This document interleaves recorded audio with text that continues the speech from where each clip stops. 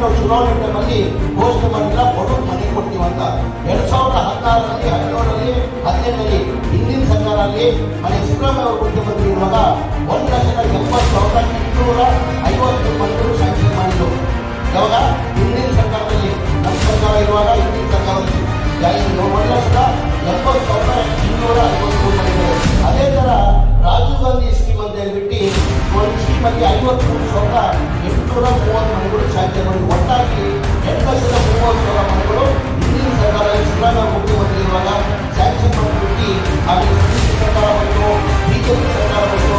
ಅವರಲ್ಲಿ ಒಂದು ಮನೆಯೂ ಕೂಡ ಸಾಧ್ಯ ಆಗಿಲ್ಲ, ಒಂದು ಮನೆಯೂ ಸ್ಯಾಂಕ್ಷನ್ ಮಾಡಿ